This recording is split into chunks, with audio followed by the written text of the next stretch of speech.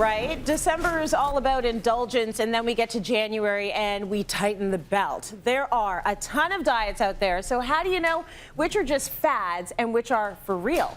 Andrea Donsky is here to tell us about them all.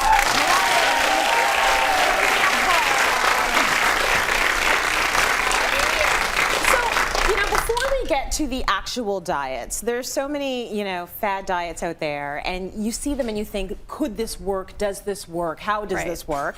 You're going to take us through a few of them. I don't know, let's test them out.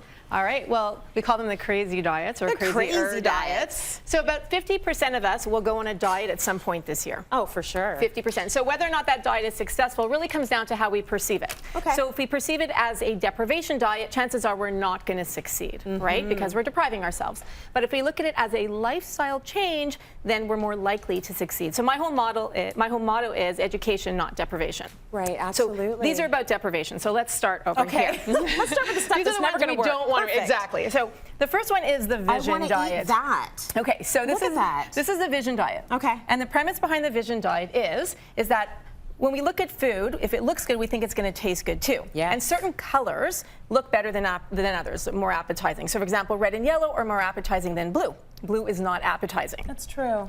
So this diet actually has to do with putting on glasses with blue lenses, so eating with blue lenses on, so that your food looks less appetizing, so you eat less. This is so sexy. This is what I want to know. So take the glasses off for a second. So how good does that look? I want to eat it. As I mentioned, this is a beautiful piece of chocolate cake. It's amazing. So put your glasses on now. Does it look less appetizing?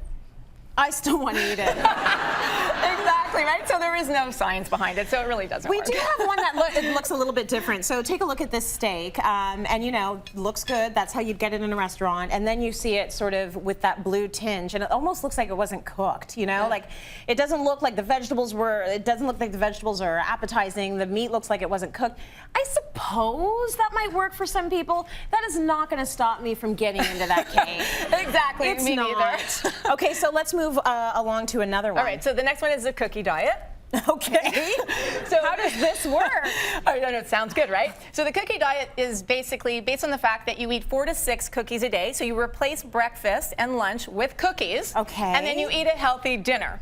Now, there's a few reasons why this isn't really a good option. Yeah. Number one is you're talking about a processed cookie, so it's not a homemade cookie. You're not making the cookies You're not making it from scratch. There's no fruits, there's no vegetables, right? Now, the other thing is, too, they can taste, I was reading online and that some people were saying they taste a little chemically. So they can have some ingredients that, I'm not a big fan of, like artificial ingredients. Okay. Now, listen, if you're traveling and you want something healthy, or, if you find a healthy cookie, one that has protein and fiber, of course, it's good as a short-term solution, but it's really not a long-term effective diet. 3 cookies a day, huh? 3 cookies a day. And so they sell the cookies along with the plan? Yeah, you can find them online. Oh my gosh, they're huge, the size of my head, but still not healthy for you, everyone. Not healthy, not one that I recommend. How about this one? So this is the mastication or chewing diet. Okay. So this diet has to do with the fact that you're going to chew your food for 32 to 80 times and then spit out whatever's left. So, right? Okay. So, at what point are you eating? So have you ever chewed your food for 32 times? 32 times? 32. You've completely obliterated it. Well, thank you. So when you get to 80, you're chewing water. Thank you. So There's how nothing ridiculous left. is that, right? Exactly. Yeah. Now, there is some validity to chewing your food 32 times. It's good for digestion, but 80 times spitting out what's left, there is nothing left There's after 80 nothing times. left. That's weird. Exactly. All right. Okay, I bet you I know this one. Baby food diet? Baby food diet, exactly. So again, this is completely restricting your calories. You're talking about eating baby food instead of real food for 2 to 3 meals a day. So many things wrong with this. First of all, babies have different nutritional needs than adults do. Yeah. And also, once you go back to eating adult food, you're going to gain back any weight that you've lost because you're restricting your calories, right? So. Yes, that doesn't work either. Yeah. Okay, what else you got? Sleeping beauty diet. Oh, how does this one work? Okay, so this one is so ridiculous. I honestly can't even say it with a straight face. Okay. So basically, it's going to sleep for 24/7 for as many days as you want to do in terms of losing weight. So literally sleeping 24/7 to lose weight. Hold on a second. I will say this, and that actually would work. If you're just sleeping, I remember I had a friend and we were inseparable, and I went away for a week, and for that week she stayed home and she slept, and I came back and she was skinny. What? I go, what have you been doing? She goes, I slept, I was bored out of my mind. She lost so much weight because you're sleeping, you're not using any energy, and you're not putting any energy into your body. Correct. But who can sleep their life away? Well, exactly. We were teenagers, of course she could sleep all day. And also it's not really healthy to sleep that much, and some people use medication to make them sleep, so that's where it can be dangerous, right? Yeah, so forget apparently Elvis Presley was a big fan of this one. You just sleep all day and all night and lose 20 pounds and then go back on the road. I can't believe your friend did. That's hilarious. She did that. She slept for a week. I was like, oh my God, you lost a lot of weight. Okay, grapefruit diet. Right. So the grapefruit diet was very popular in the 80s. Yeah.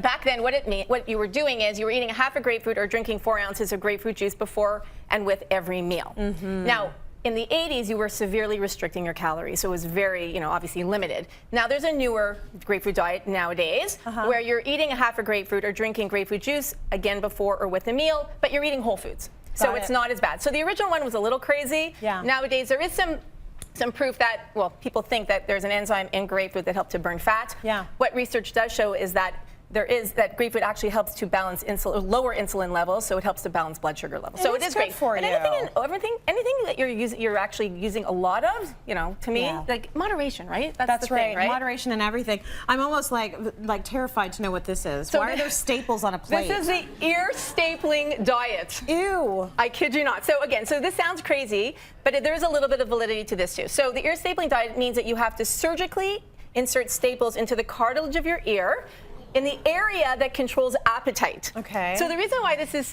obviously I don't want anything surgically implanted, but I went to my chiropractor, Dr. Chamble, and he specializes in acupuncture. So he showed me that there are acupuncture little stickers with little needles that are 0.3 millimeters that you can insert into your ear. So he put one in for me here. Yeah. You see right into this area.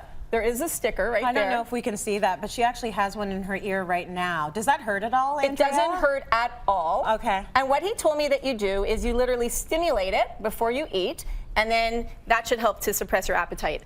I tried it. It didn't really work for me, but yep. But I guess everybody's different, so you can try it. That's weird. I've never heard of that before. Crazy diets. So let's talk about some of the diets that actually do have some validity that people are trying. They're not fads. They're lifestyle switches, and you got a few of them right here. Starting with. So this is the ketogenic diet or the keto diet. So this diet is based on a high-fat diet.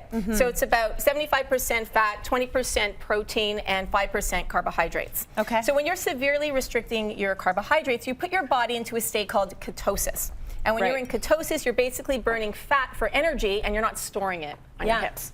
So is it okay? It is okay. This is great. There actually is a lot of research supporting weight loss. My cousin did it, and he lost over 60 pounds. Did he keep it off? He did keep it off, and he also said that it got rid of his headaches, his heartburn, and he has more energy. So definitely a good, not for everybody. Always speak to your doctor. It's sustainable. And you want to speak to your doctor, of course, before starting any diet to make sure that it's right for you. How about this one? So this is my lifestyle diet. Mediterranean? This is the paleo diet. Oh, paleo. So Paleolithic or the caveman diet. Okay. So this is the diet that our hunter-gatherer ancestors ate thousands of years ago. Yeah. It's based on whole foods. So you want to eat good fats as well, like nuts, olive oil, coconut oil. You can have some carbohydrates, obviously your fruits and vegetables. You can have sweet potato, and you want good quality proteins. A little bit of sugar. You can have honey. Some people have chocolate. Some people have butter. The nice thing about the paleo diet is that because depending where our ancestors lived, it can be flexible.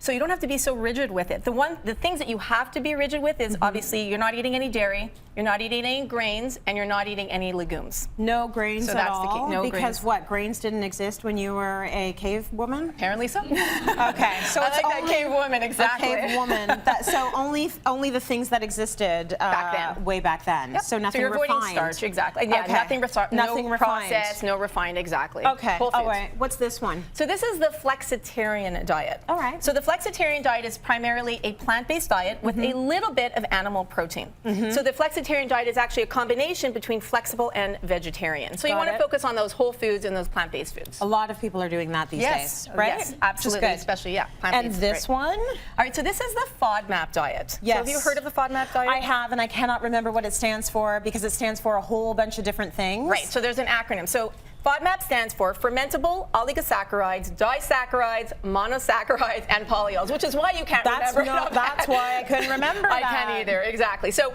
these are a group of short-chain carbohydrates, sugars, and fibers that can trigger symptoms in people with irritable bowel syndrome, or IBS, or sensitive guts. Okay. So like constipation, loose stools, anxiety, and depression even. So this is really good for people with IBS. So people who follow a low FODMAP diet, who have IBS, see 75% of them see an improvement in their diet. Wow. So you want to avoid certain foods that are high in FODMAPs. So for example, mushrooms, garlic, onions, wheat, honey. These are high in FODMAP. These are what you want to avoid. So this is what you stay away from. Yeah, and then these are foods that you can eat. They're low FODMAP foods. Okay. So, you know, a little bit of nuts, a little bit of seeds, quinoa is good, rice, you got your spices, you got your lettuce, and your good quality protein. So it's a good gut diet. Great gut. It's about your gut. And Okay, a short-term option. I mean, what you can do is you can eliminate them, do an elimination diet, and then see how you feel, and then bring them back in slowly, or keep a journal, right? So Okay, there's so many good. ways you can do it.